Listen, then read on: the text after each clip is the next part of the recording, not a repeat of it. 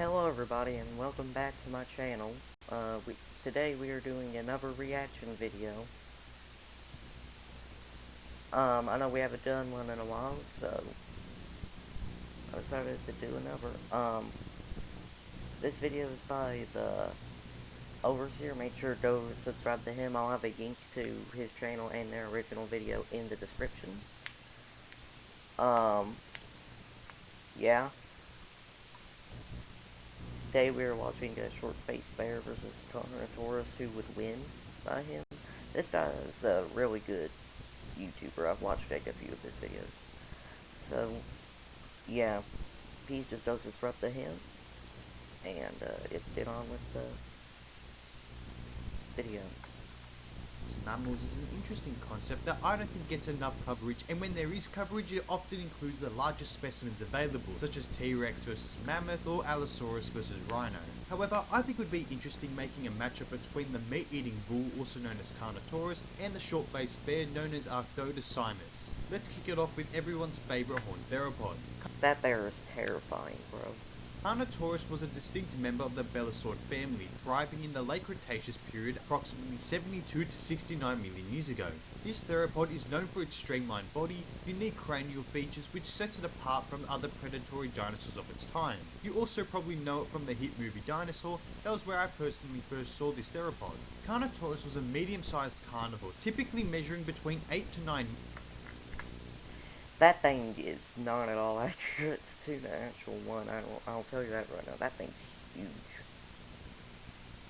But the real life ones arguably more terrifying since it's smaller and faster, but This theropod. yeah. Carnotaurus was a medium-sized carnivore, typically measuring between 8 to 9 meters or 26 to 30 feet in length. As for height, well, it reached around 3 meters or 9.8 feet at the head. Now, there have been a number of studies on this bull's weight, but most estimates place it within the range of 1.35 to 2.1 tons.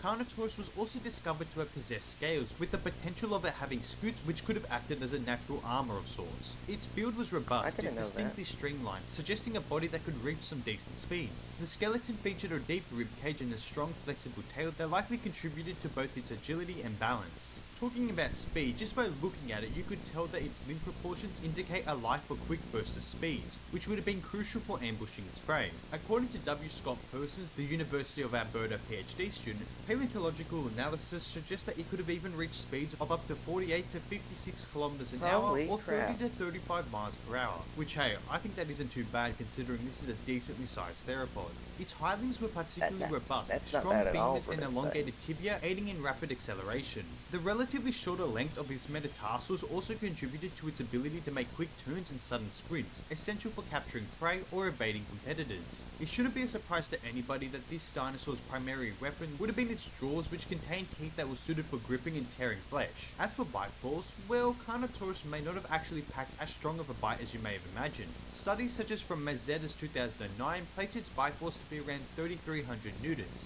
Meanwhile, the more recent Sakamoto's 2022 study places its bite force at around 7,100 newtons.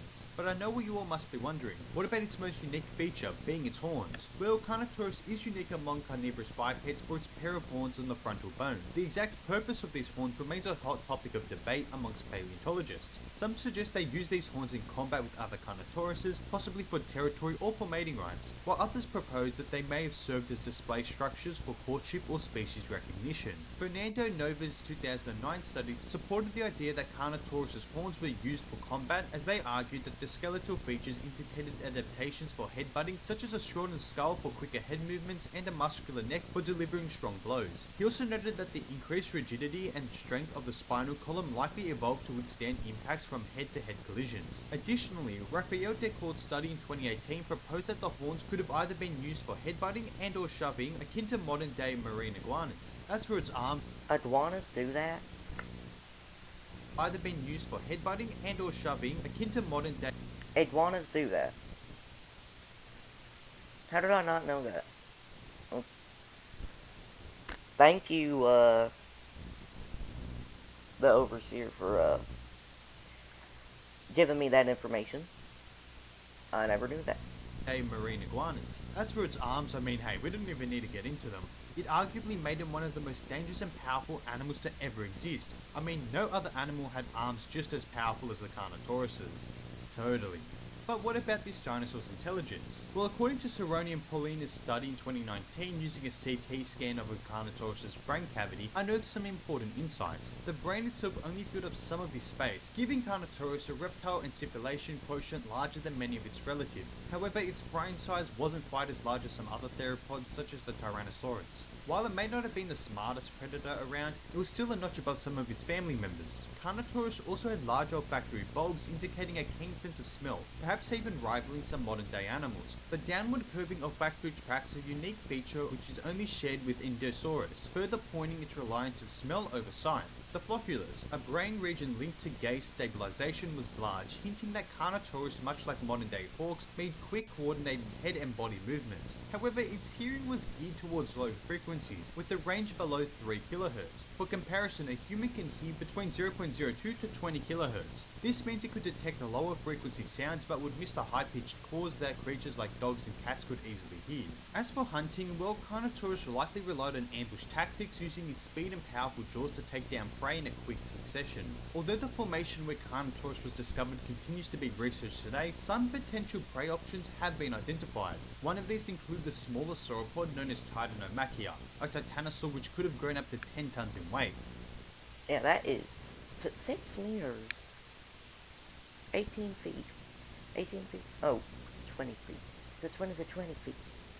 I don't know. While it's unlikely that Carnotaurus would have gone for the full-grown adults, younger sauropods around its own size, if not slightly larger and or smaller, would have been a viable option. We also can't forget about the undescribed hadrosaurs and ankylosaurs from the formation, which could have been potential food options depending on their size. Regarding interspecies conflict, it is hypothesized that Carnotaurus may have engaged in shoving matches using its horns and robust body to establish dominance. Even if one wants to discount the use of their skull and horns in these conflicts, there would still have been conflict within the species, potentially resolved through using their powerful jaws. Carnotaurus also had competition, this being from the newly discovered and close relative, Coelacanth inukayali, which was a fair bit smaller at 5 meters or 16 feet. Through these interactions, Carnotaurus would have undoubtedly gained considerable experience with dealing with a number of different animals, including members of its own species, other carnivores and herbivores. And with that, it is evident that Carnotaurus was both an amazing dinosaur and a capable hunter, being adapted to take on a number of different prey options from small to large. It definitely is a strong opponent for this matchup.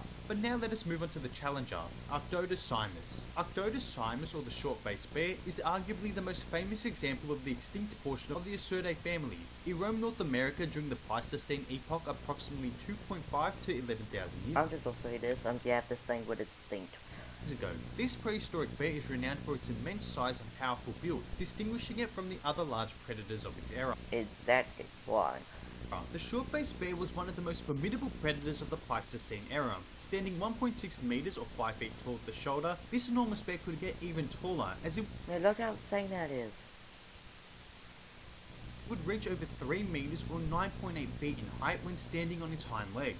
Now, weight estimates tend to place it around 900 kilograms or just shy of 2,000 pounds, but since we're putting this bear against such a large opponent, we'll be using its heaviest estimates. At its heaviest, Arctodus seems to have weighed approximately 1.2 tons without fur or fat, hence with everything it likely meant that it was over 1.3 tons. Now, I'm sure a lot of you might have been wondering, hey, why am I doing a video on Arctodus and calling it the largest bear when Arctotherium was estimated to be 1.5 to 1.7 tons?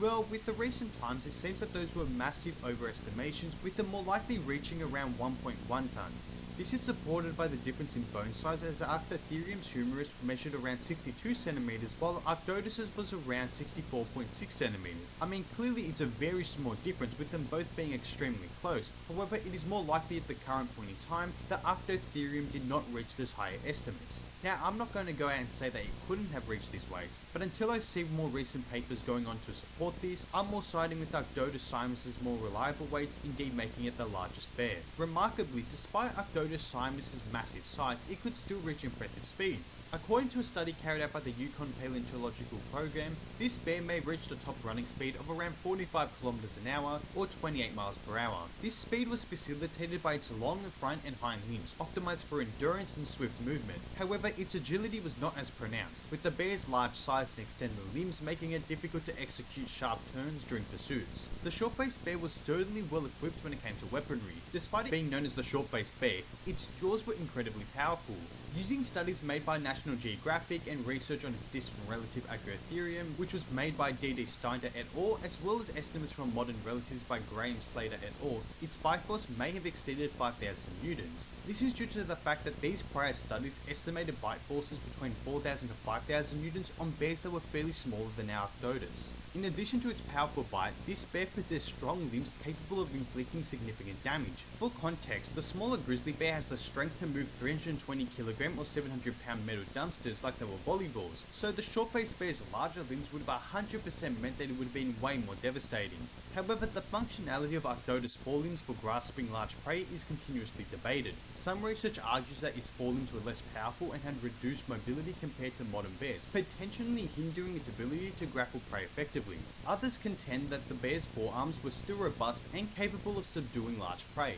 This is supported by the shape of the elbow joint and the well-developed medial epicondyle. This would have provided Arctodus with a high degree of forelimb dexterity, useful for both immobilizing prey during hunting as well as picking apart plant life. Arctodosaurus, much like its modern relatives, was likely an extremely smart and cunning animal, with fossil evidence suggesting that they were highly capable predators. Notably, they make up only about 1% of all carnivores discovered in tar pits, which indicates that they were aware of the dangers and adept to avoid them. Arctodus also possessed a significantly large nasal cavity indicative of extensive nasal tissue. This adaptation likely endowed the bear with an exceptional sense of smell, enabling it to detect the scent of either prey, carcasses, or competitors from great distances. This feature would have also facilitated the intake of large amounts of oxygen, aiding in the pursuit of prey. As for hearing and vision, well, it hasn't been thoroughly studied, but I would place it slightly below the modern day bears. As for hunting and combat, well, Arctodus faced significant competition within its ecosystem. This included formidable predators such as the Smilodon, direwolf, and American lion.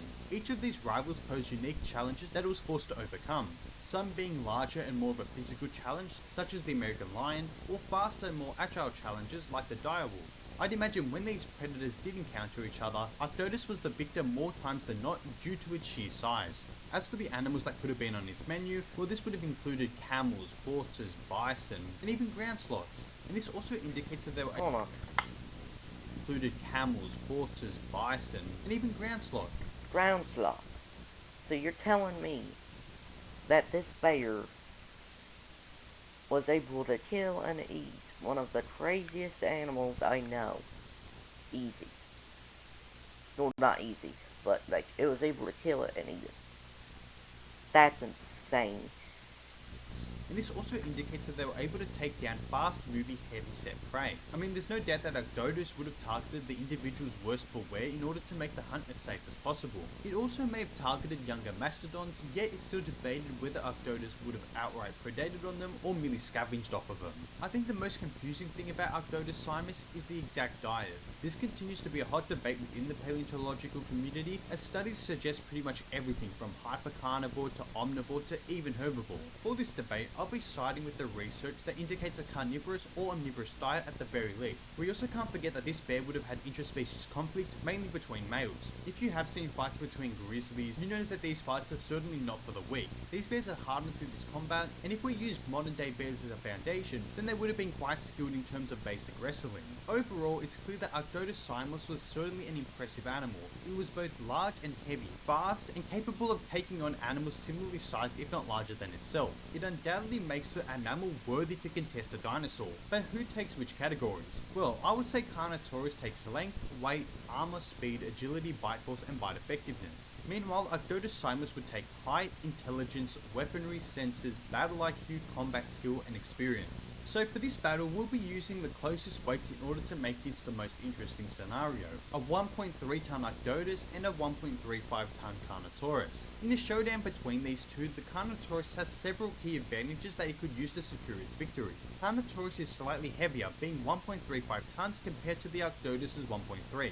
The theropod is also superior when it comes to both speed and agility, giving it a critical edge. Getting more into speed, we can tell that these two extinct animals are very close, with Carnotaurus still likely being able to outmaneuver Archdodus, as the bear topped out at 45 km per hour to the Carno's 56. Although they are technically extremely close when it comes to speed and size, Carnotaurus is still both slightly faster.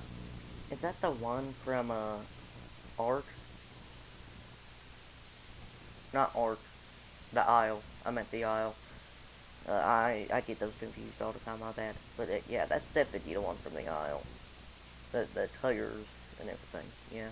And slightly larger, with a solid build made for charging and shoving opponents. Carnotaurus' attacking method would also play a pivotal role. Utilizing its powerful jaws with a bite force of up to 7100 newtons, it could deliver devastating bites to Archdodus. Its distinct horns could be effective in disorientating the bear as well as just pushing it back. These horns, along with the muscular neck and robust body, suggest that it was not only powerful but can sustain damage, making it a vital weapon for this matchup. With the Carnotaurus' larger flocculus aiding in the gaze stabilization, suggests that it could maintain focus and coordination against the bear. In contrast, Archdodus would have to rely on its limb strength and force to either topple the Carno or deliver significant damage. Despite its strength and powerful bite, Archdodus would struggle with the combination of the size and overall structure of the Carnotaurus. Also, in order to gain a better angle on the Carnotaurus' vital areas such as neck and body, it would be required to stand up on its hind legs. To me, this seems like a massive disadvantage, as a natural biped like Carnotaurus would have the advantage in terms of stability. It could very well knock the bear over and soon end the battle. Thus, in this debate, despite limiting the Carnotaurus' size, I still think they would pick up the victory. It's just simply too large, too fast, has a stronger bite force, scaly skin. I mean, clearly it just has too many advantages. Although I still think Archdodus could put up a good fight. Its claws wouldn't be something that Carnotaurus would be used to, and the fact that it could also go from bipedal to quadrupedal would certainly shake things up. Anyways though, we've reached the end of the video, and I hope you'll enjoy. But, yeah, make sure to go subscribe to the Overseer. This was a very good video. I'm going to hit like on it. Yeah, make sure to just go subscribe to him. I'll put link to his channel and video in the description. And, other than that, that's the video, everybody. Thank you so much for watching. And, bye.